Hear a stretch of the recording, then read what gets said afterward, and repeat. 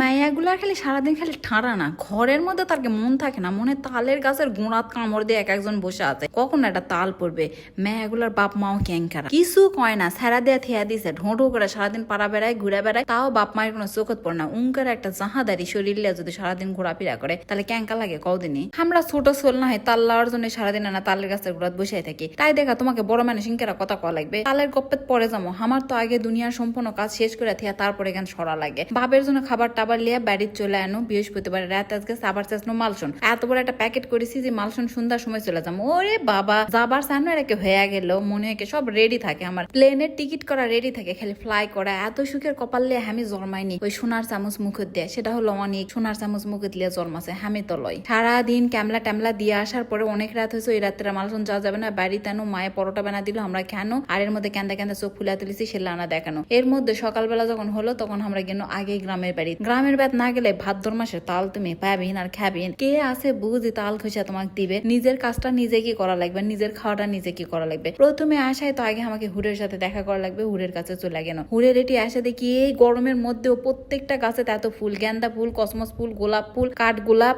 সব ধরেছে। কনক চাপা, গন্ধরাজ, টগর, এমন কোনো গাছ নাই যে সেটি আবার ফুল ফোটেনি গো। এদিকে ঝিমঝিম বৃষ্টি আসি চার যাচ্ছে, ভাদ্র মাস কালার কোনো শেষ নাই। মেয়া মানুষের মতো মনের অবস্থা জিঙ্কা সিঙ্কা হচ্ছে ওয়েদারের অবস্থা। অনেক আবার মসজিদের থেকে আসার সময় আমার জন্য আবার খাবার লেল, যেটা হলো ছোটবেলার থেকে রোববার। যখন ওই ছোটবেলার থেকে মসজিদে দেয় তবারক যেটা দেয় বাতলে আসে আমাকে আবার দিয়ে দেয়। মসজিদ থেকে এসে বাবা আর অনেক যখন গোর জিয়ারত করে পাশে আমরাও থাকি, তো এখন পরিষ্কার পরিচ্ছন্নের কাজ হচ্ছে। এর মধ্যে একটা দেখি যে আকাশের থেকে তেঁতুল পড়েছে, ও সরি গাছের থেকে একটা তেঁতুল পড়েছে। এই কচি তেঁতুল যে এত সৎ, তোমরা কি অন্যদিন খেয়াছি না হলে না থিতা মিতা করে গুড় দেখে এত সেই সাথ। বাড়ির গাছের ঝাল কয়টা না লিনু, তারপর হাঁকে কাজ কাম শেষ হলো, 4টার দিকে ভাতত বসনো। এদিকে দেখি আমার বড়মা হাঁকে না বাবার তরকারি দিয়ে গেছে। ভাত টাত খেয়ে আমার বাবা বলেছে চলে আজকে ঝিনি গাড়ি তোমাকে ঘুরবার লিয়ে যাবো। আশা থেকে ভিড়ের মধ্যে পানি কতগুলা, ক্যাঙ্কারা যাবে না পানি পাড়া। আমি ও বাপরও আমার যে বড় বড় পায়ের লোকগুলো কাদো ঢুকা যাবে। আর তোমরা না চোখটা লাগা দিয়ে দেখো, ওই যে কালো কালো বড় বড় পাখনা মেলা আছে, এলা হলো অতিথি পাখি। বগ মগ এলা কিছু এক একটা 7 কেজি 8 কেজি ওজন। আমাকে এটি এরা নিশ্চিন্তে আসা থাকে,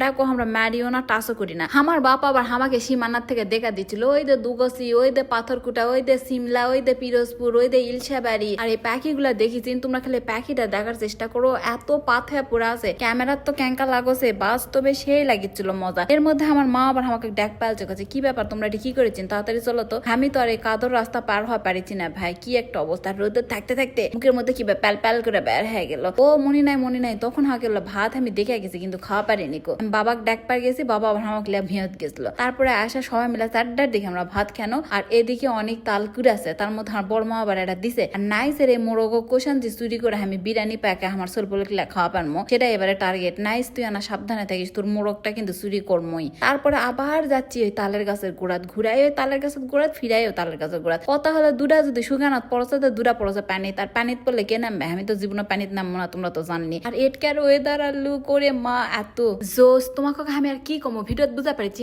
দুনিয়ার সব থেকে সুখের জায়গা হলে এটি। ধারো তারা তাল পড়েছিল, আমি এতবার একটা লাঠি লিয়া যায় সেটাকে টানা টানা টানা টানা লিয়ে আসা। এই তাল তো নেই, এটা আমার বুদ্ধি শিখাতেছিল আমার বড় মা। আর রায়ানক আমরা বস্তার মধ্যে তুলিছিল, দেখছি যাই যাই বেশি ইনকার আমাকে চালাবে, তাক আমাকে বস্তার মধ্যে তুলবো। আবারও বসাছিনু কখন একটা তাল পরে পরে আবার দৌড় মেরেছি, তাল আর লাঠি লিয়া। মনে করেছেন কি মানুষ ধাবড়া যাচ্ছি না, তাল লিয়ে আসার জন্য যাচ্ছি। আমার ভাই কাছে শোন শোন শোন শোন পাগলি, 2 টাকার এক তাল লিবার যা, পাও ভেঙে যান পরে থাকিস না বু, সারা জীবন কিন্তু লস্ট হবে। কে শুনে কার কথা, আমার তো তালের প্রতি লোক। একবার ছোটবেলাতে আমি কি করেছি জানেন, মোবাইল দেখেছি, মোবাইল দেখতে দেখতে তাল পড়েছে, মোবাইলটাকে জাস্ট করে ফেলা দিয়ে তাল লিবার দৌড়ে গেছি। 2 টাকা তালের জন্য আমার মোবাইলের ডিসপ্লে লস্ট হয়ে যায়, 5,000 টাকা ক্ষতিপূরণ। এরপরে হার ভ্যাস্তি এবার হাঁক তাল তুলতে না হেল্প করেছে। আমাকে বাড়ির যাওয়ারও সময় হয়েছে, বাড়ির মধ্যে আসিছি, তাই ওর আমাকে যাবার দিবে না, ইনকারা পাও ধরে টানিচ্ছে চলো আন্টি চলো আন্টি। আর আমার বিদায় মানে ওরকে কান্দন শুরু হয়ে যায়, মনে হয় আমি কোন বা ভাতারের বাড়ির যাবো, ওর আর পামো না কো। এক একজনের কান্দন আর মন উল্টানার পুটকি উল্টানার কোনো শেষ নাই। এক একজন এক একদিকে হ্যাঁ থাকে, পাশা উল্টা, মনে হয় তারকে কি ভাব হয়ে গেছে। ওই যে আমি চলে আসবো ওরাই ওরকে হাক। যাই হোক পিস আলো ওরকে আবার আইসক্রিম কিনা দিন, এবার আনা ঠান্ডা হলো।